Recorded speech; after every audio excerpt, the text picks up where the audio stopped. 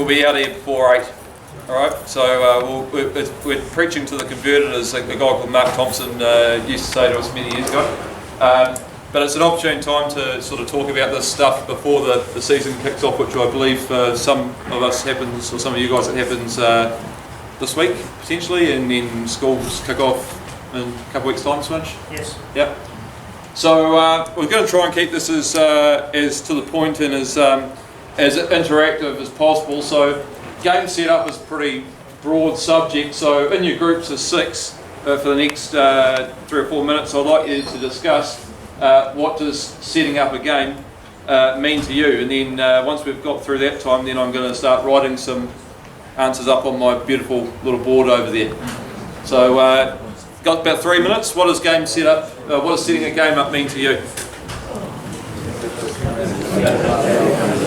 Is it game prep? Yeah. Is it pre-match prep? So it's pre-match. I think it's everything. I think it's from your appointment. This one thing that you came up with? Know where your ground is? Know where the ground is. Yep. Okay. Guys over in the corner. Check the field. Check the field. Right. Guys down the front over here. Nice ground team. Check your kit bag. Check kit bag. Right. We're sort of setting our game up before the game, right? In a more holistic sort of sense. What about so let's narrow it down a little bit to the time you get to the ground. Chris Linwood's team. One element is letting the players know before the game what your standards and expectations are. Very good, Mr. Linwood. Maggie's team down the back. Pretty similar to what Chris just said. It's establishing expectations and making sure you have standards set so that if they're not adhered to, you can go back to them and say, hey, we agree, that's what we want to do. Very good. Exactly the same as what he just said. Yeah. Very good. Thanks, Meg. Andrew Norris is looking away from me. What did your team have to say? No, don't love it. Get our rifles on Saturday, got to make sure the field's set up right. Yep. So, yeah. Peter Willis. What? What did your team have to say? An hour beforehand. Yep. Yeah. Patrick Drum. Ground managers and forward. All right. Okay, so let's just let's just narrow this down. So we've got the word standards here, and I don't particularly like the word standards, to be honest with you. It's a bit wanky, really. Excuse any under 18s here. But let's narrow this down into the match sort of experience, right? So I'm going to put up some words, and we can answer this as a group if my mouse works, which it's not going to. So I'm going to go like this.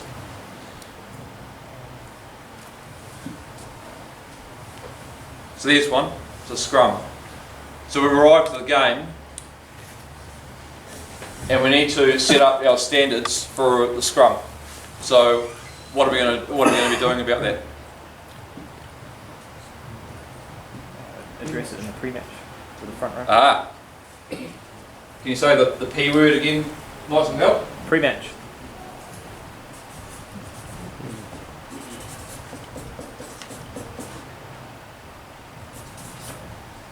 Right. Now we're getting to what do we talk about broadly? You're on the mic now. Phases that you call. Yep. What you expect Yep. them to do for Yep. each phase. Yep. What you're looking for. Yep. Awesome. What about then? What are we talking about then? What can we try and what are our expectations before the match that we can try and cement out in the park with regard to tackle? Do we talk to anyone about anything? Safety, right? Yep. New laws. Yep. No right or wrong answers here, just keep them coming out. Use of arms. Releasing. Release. Next. player position, Yep. number of players in the line. Yep. Sitting a clear mark, half a metre. Yeah. Yep. Everyone agree? Yeah, we're on the right track here? Yep. Anything else? Keep it straight. Offside line. Do we referee not straighten the line out?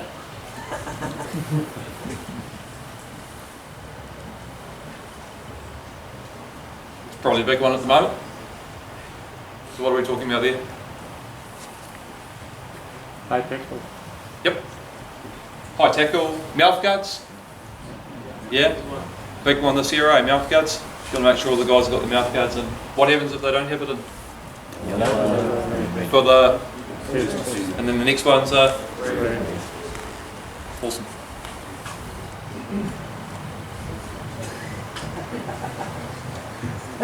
Do we talk about that? Yep. Yep. You do pineapple? Was that you who just said that? Oh, Yeah, it was you, eh? What do you say about that?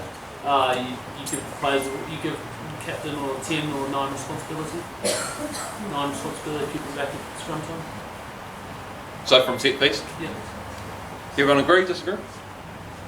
We can talk, we'll probably go into it in a bit more detail. And then the last one's that. How can that affect our game setup? We just spoke about it before in our previous presentation. Yeah, if the wife isn't happy, then relationship with the players and that, making sure you understand the players you're dealing with and the demographics and the cultural sort of significance of the fixture. Yep. Respect. Yep. Awesome. Now I'm going to throw a little curveball in. And what I'd like you to do is take those 6 phases and go back into your groups of 6 and discuss it in both the context of, and all the answers that we just heard were quite adequate. Discuss it in the context of pre-match versus the first 20 minutes of the game. What you might try and achieve before the first whistle versus what you expect to see in the opening 10, 15, 20 minutes. Everyone understand? Cool. Have 3 or 5 minutes to talk in your group, and we'll come back and get some answers off you.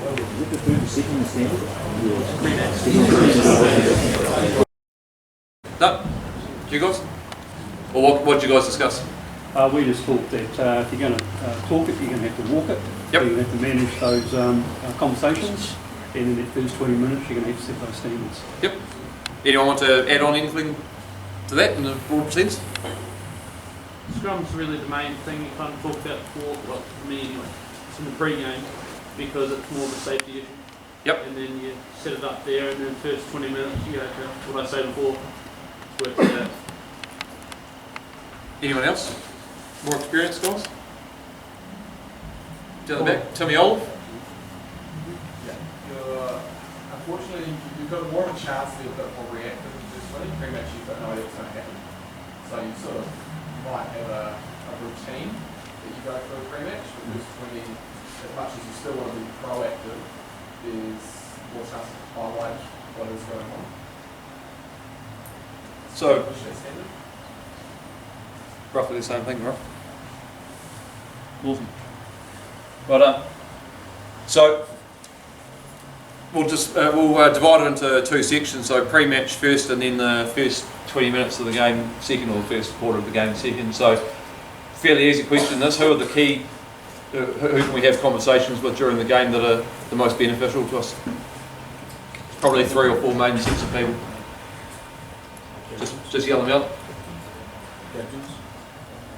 Yell loudly so people can hear. Front row. There's one. Second one, someone said it down here, with it starts with a C and ends with Aptons. Captain. Yeah. Third person. Could be halfback. Could be first 5. Not what New Zealand Rugby is looking for. No. Okay. We've discussed the phase of play before that person might be involved in. He stands at the front of the. Right. And there's a 4th person who's not on the field, and that's the coach. And it's not this. The coach is something that's probably been left off this presentation, but for I don't referee much schoolboy rugby anymore, or Saturday morning rugby, but as a coach, someone who you would bring into the game to help you set expectations from before the match. Is that a fair assessment? Yeah. Yes and no? Do you agree? Yeah, definitely. Yeah. Yep. Often the coach wants to get involved in the pre-match. The coach does want to get involved. Yeah. I would imagine that would be the case. I just put it in blue because it's not it's not in here. So we all know. I mean, everyone here's refereed for a while now. So the pre-match is really the first opportunity that we have to form a relationship with these guys, be it the players, coaches, whomever.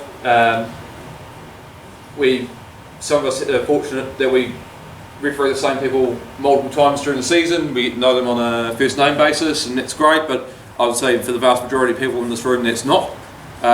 So first impressions last, as I say, and as Chris Pollock mentions, you only get one opportunity to make a first impression. So when talking about pre-match, are we confident versus nervous? Are we projecting ourselves in a manner in which we can be understood, in which we're confident, we know what we're talking about, or they think we know what we're talking about? Clear messages, easy to follow. A perfect example, we had a conversation just before as a premier group with one of the premier coaches from East Tamaki, and he said that half of his team are Samoan, half of his team are Tongan. The vast majority of both sets of players either don't speak English or English is their second language.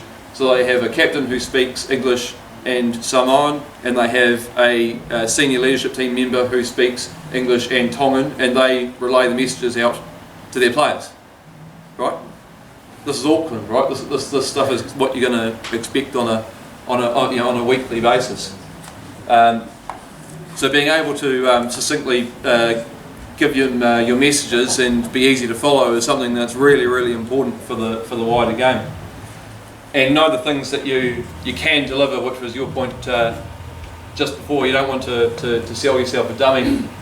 Last year I refereed a first 15 game with a particular assistant coach who had a particular liking of scrums, and I told him before the game that I was going to referee not straight crooked feeds, and after 60 minutes I realised that I hadn't been refereeing crooked feeds at all, and my reputation with him went down somewhat until I bought him a beer.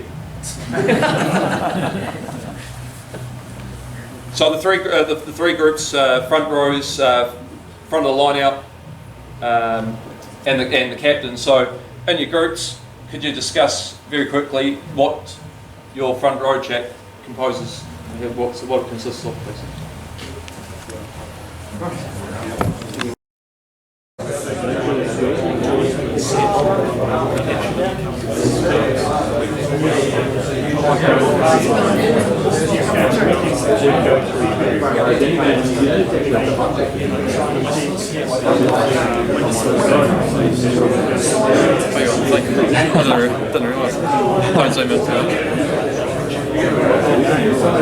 Alright guys, so where's Roscoe? Roscoe. So what does your front row chat consist of? Basically looking for basically sort of for security, square and space. Yep. Yep. Anyone got anything to add to that? Bind. Timing. So how does what you have just said? How can it relate to the first parts of the game? Can you deliver on them? Is that what you're looking for? And the first part of the game. Yep. So how do you transpose what you've said in the pre-match to the first 10, 15, 20 minutes of the match? What if it doesn't happen? I have a chat with him.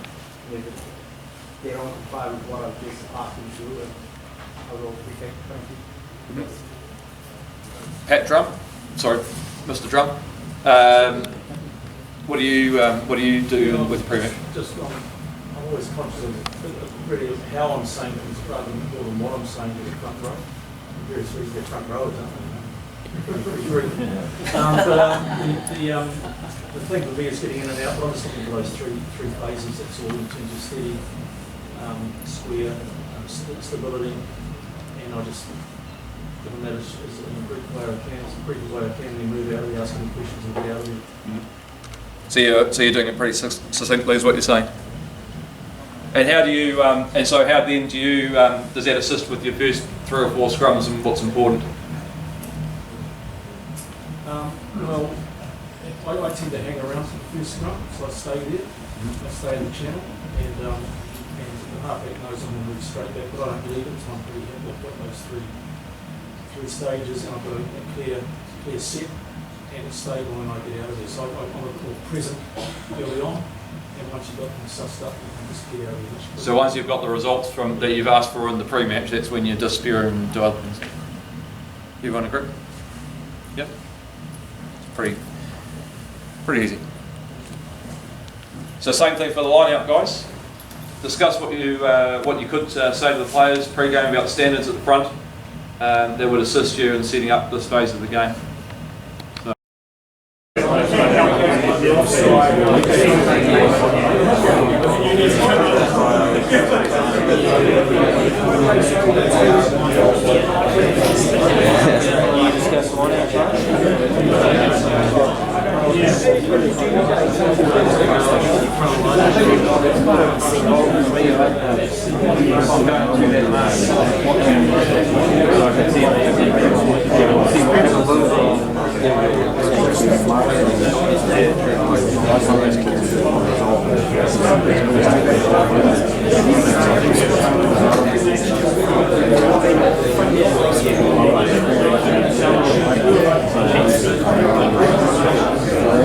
All right, Norm Hadfield, what do you guys discuss about that? Some people in their pre-match talk the front row about setting that line out, make a mark and don't. Is there a right or wrong? No, I don't think so. But either way, first line out generally would have a chat to the guys at the front of the line anyway. Go to the front of the line out, so you're eyeballing everyone, making sure everybody's in the right positions of the opposite hooker and So you're doing it once the game's begun rather than in the pre-match? Yeah. I mean, some people do one, some people do the other. Is there a right or wrong? Does anyone prefer one over the other? Any opinion? That's how long you want your pre-match to be, isn't it? You want it to be 20 minutes, you do all those things. You want it to be 5 minutes, you don't. I'd say a 5-minute pre-match is pretty long as well. So everyone's pretty comfortable with that? I guess that from me, my message, and this, believe it or not, isn't an official New Zealand rugby side, but Ryan and Keating, you say it best when you say nothing at all, right?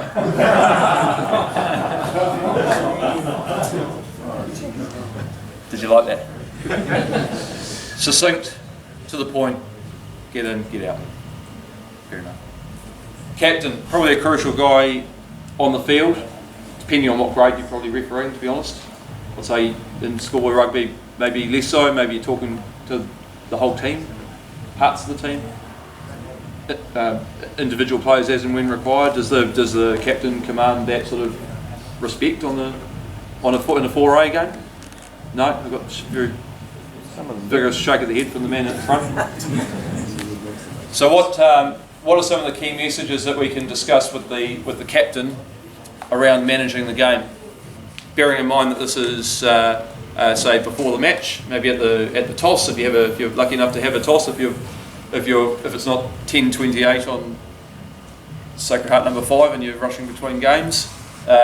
So what sort of things can we get the captain to do on our behalf that will help set up the game for what we want it to be?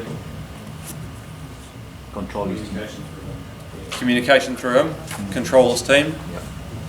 Give them responsibility, discipline. Give him responsibility. Can we do it? Can we all do that? Is that more challenging for others? Give him responsibility to say, son, there's a high tackle, you're going for 6 of the best. No? Can we, sorry? You want to be charged these days, wouldn't you? Yeah. You only want to trends and not one-off decisions, talking to. Yep.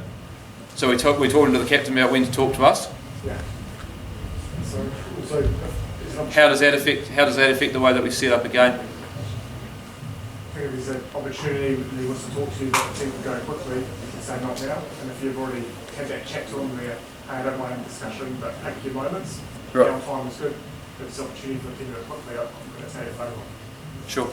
That comes back to time and space. So you can set that up correctly, you find you have a lot more time and space if you know the captain's going to be out of your ear, and he's on the end of your ear at appropriate time. So what's the positive impact on that in the first 20 minutes if he does it? Yeah. Or she does it? If he does it. Yes. Yeah, so if he does it, the positive impact that is if you've had that conversation with Simon said with him, you can say, look, we discussed this pre-game, the timing here is wrong, move along. Yep. So you've got something to revert back to, and the captain will go, oh yeah, should I agree to that? I know when the right time is, and I will come back and approach it at the right time. And if he's unsure, talk to him about it pretty much. Make it clear and obvious what times you're happy to talk to him and what times you're not. Does that work for us? Yep. Yep, sure. All right. Very good.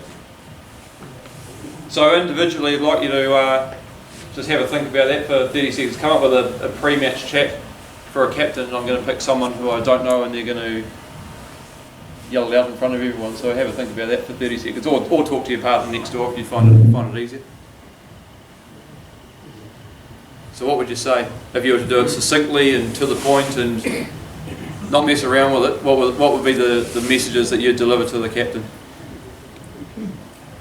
If you've only seen me for the first time tonight, I'm going to be picking one of you to ask the question.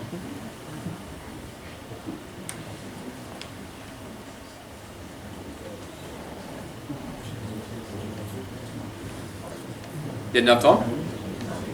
Leighton isn't thinking because he knows me. Sir, what's your name? Michael. G'day, Michael. Brooke. Awesome. You're the captain, sir? I'm the captain, yeah. Okay. How's your training? Oh, good, mate. Yeah, excellent. Yep. Anything you wanted to approach me about personally? Personally? Yeah. You've got a pretty good blue jacket on there, mate. Yes. Yes, right. Yep. No, so yeah, we've got some rain around today, so we'll probably be seeing some knock-ons, forward passes, we might do a bit of scrummaging today as well. So obviously I'll be hoping that you guys can hang on to the ball. Otherwise your front row is up to a good battle up front. Otherwise just keep your tackles down, maintain your offside lines, and we should be able to have a moderately flowing game. Very good. Is that it? That's it. All right, give Michael a round of applause.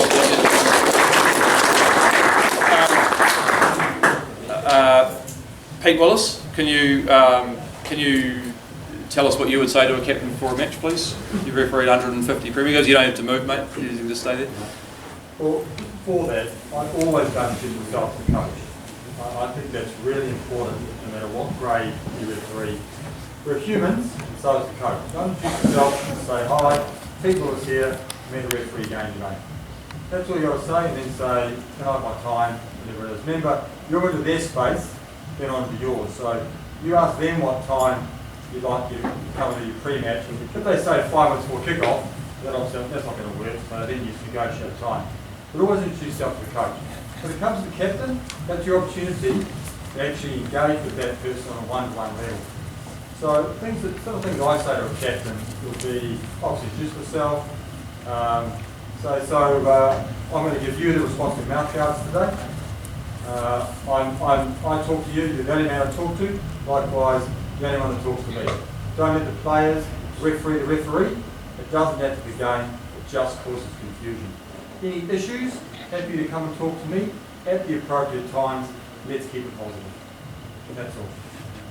That's it. Sorry? So I just delivered a message to him to say, well, you're the only one I'll talk to, no one else, and I've given him the responsibility to look after his team.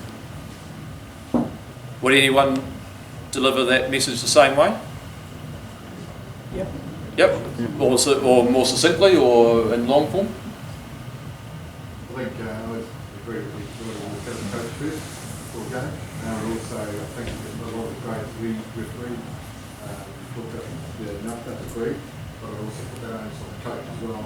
So we're very clear on the expectations and what the impact is if the players aren't winning knockouts. Absolutely. So we put in those. It's about mitigating the risk, right? Especially the further down the age brackets you go, the more they probably need to be told.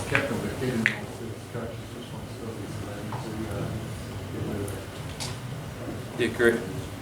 Yeah, as Pete rightly points out, it's the best way to get through a team is hopefully by the captain. If it's not the captain, then you pretty much need to choose another captain, which is easier said than done. But yeah, for me, I guess it's just the simple act of shaking their hand and saying g'day and how did training go on Thursday or whenever. That's quite a good question to ask the coach or the captain. How's Thursday training? Thursday to pick their team. If they've got 30 people there and they're catching the ball left, right, and the centre, then they're coming into the game pretty positively.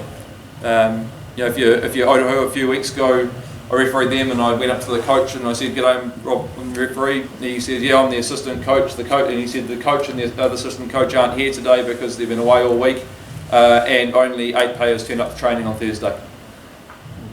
All right. That was a pretty fair reflection on how they played the game on Saturday. So quite an interesting, easy question to ask, and it's only going to take you a sentence to figure out what sort of mindset they're in. Very important. So just on the coaches too, what are aside from what we've just said, what are some of the key messages that you may wish to discuss with the coach?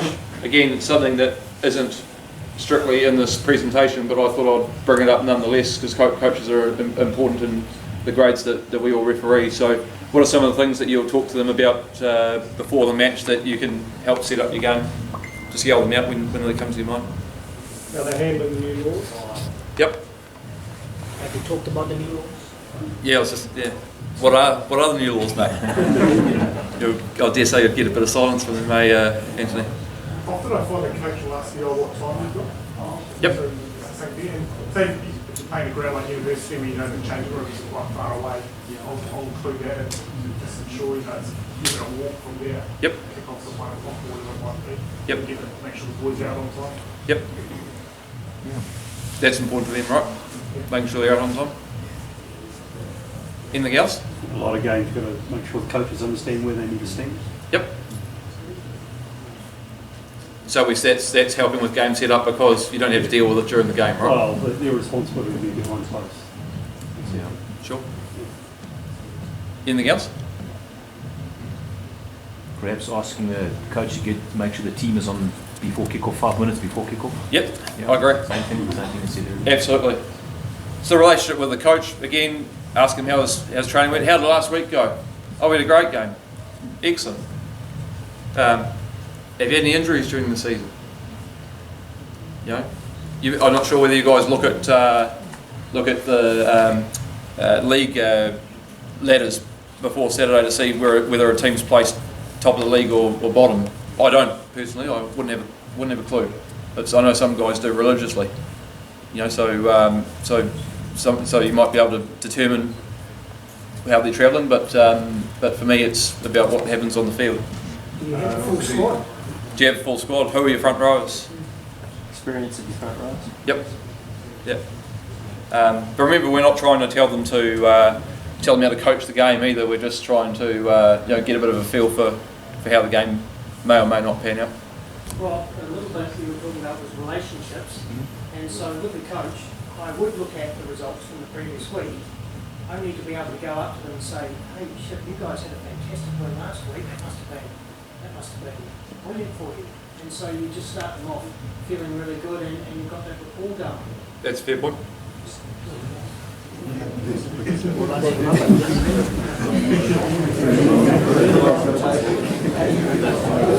There's a lot of discussion around that point,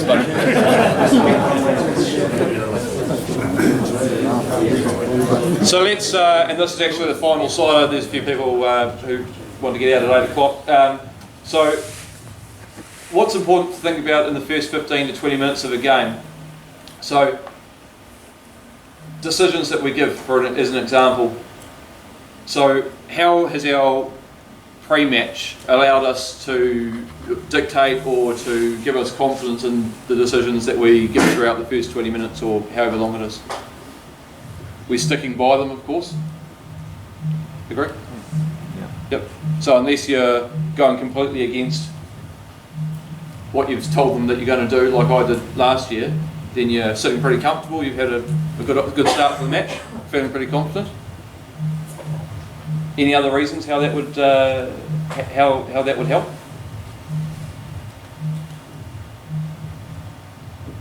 No? Fine.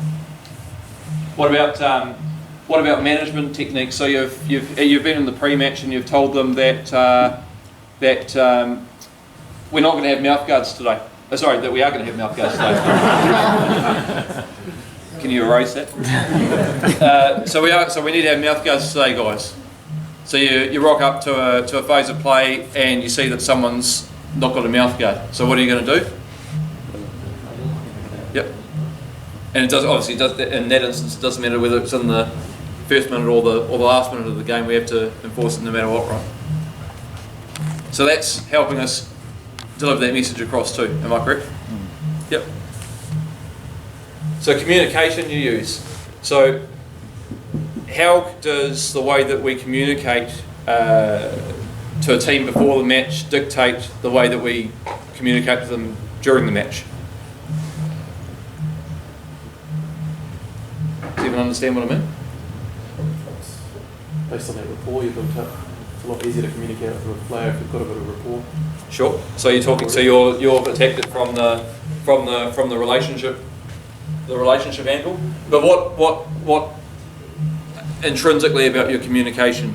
Short and clear. Can you say it again, Leighton? Short and clear. Everyone get that?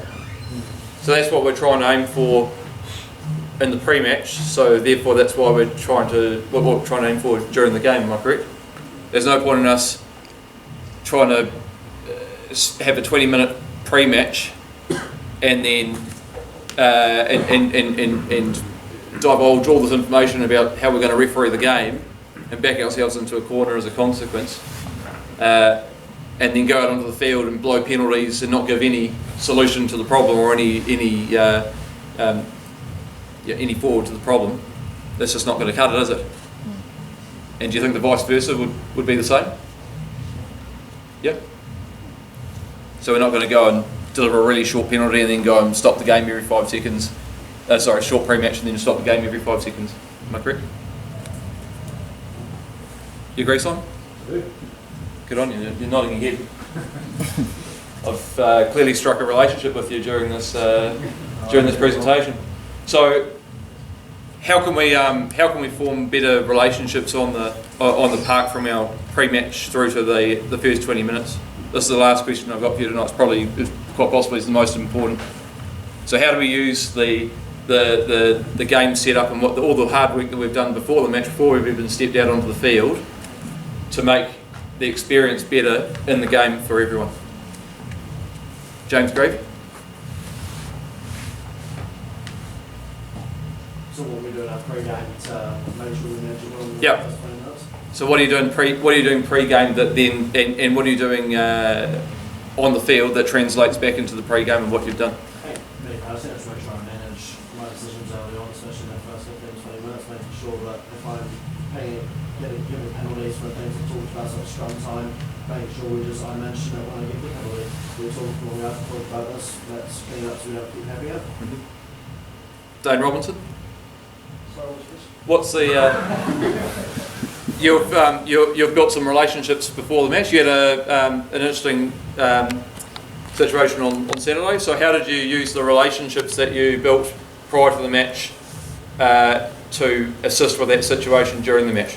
Well, yeah, like you say, I mean, the captains, well, one of the captains had gone off, so it was a little bit difficult on that side, but with the captain the other captain who was still on the field there, I knew his personality, knew what he was like, so I knew I really had to sort of get on top of him and tell him to calm down, because I knew sort of talking quite quietly and softly to him wasn't going to calm down the current situation. The other captain, I got to speak to him before the match, and he was quite a calm, reserved guy. So I just knew from that there that sort of doing the opposite to him was going to work better for myself.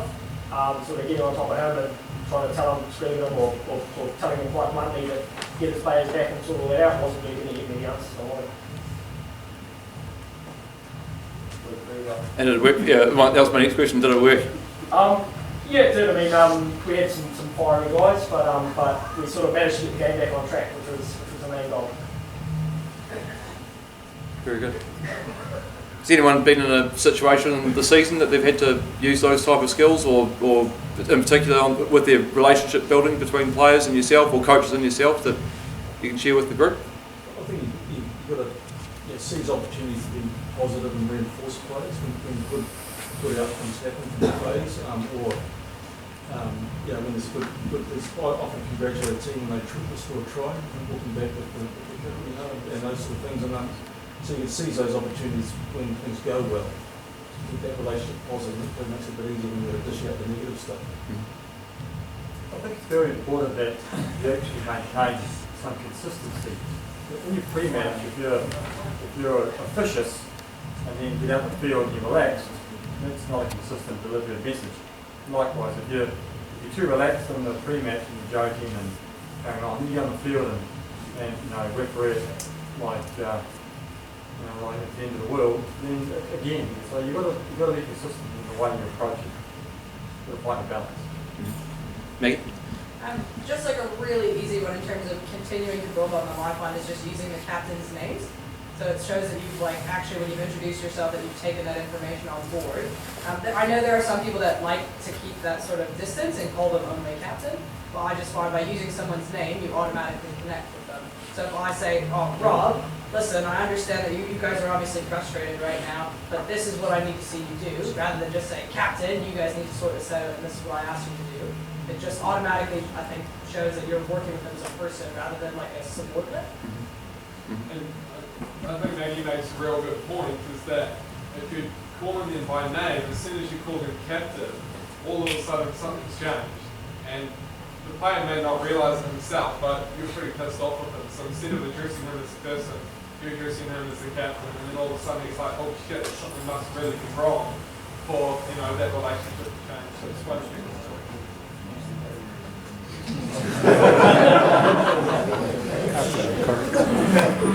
Everyone agree?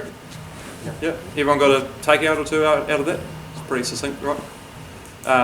The presentation did ask me to pull someone up and do a pre-match. Do we have a volunteer to do that? That's the last thing. I'm not doing a pre-match. I've got the mic. Cole Van Veen, you can come up here, mate. I was really hoping Jane Robinson would do it. Yeah, I haven't done a pre-match this season. Jane Robinson clearly doesn't have any success. Have we got a front row? Yeah, go on, bring up a front row. Got a front row?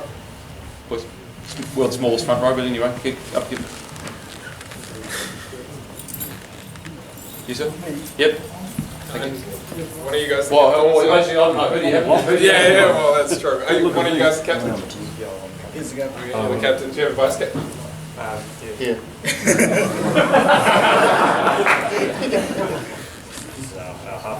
Oh, it's your halfback. Perfect. That's all. Yeah. So what's your name, sorry? Michael. Michael Kyle. Nice to meet you. Do you have a vice captain, Michael? It's my halfback. Okay, perfect. Your name's Nick? Kyle, nice to meet you. Okay, Michael, Nick. Today you guys are going to be the captains. Michael, I'm mainly going to go to Nick today. But if I'm having trouble with him or if he's not on the field, then I'll come to you. So Nick, what I need from you today...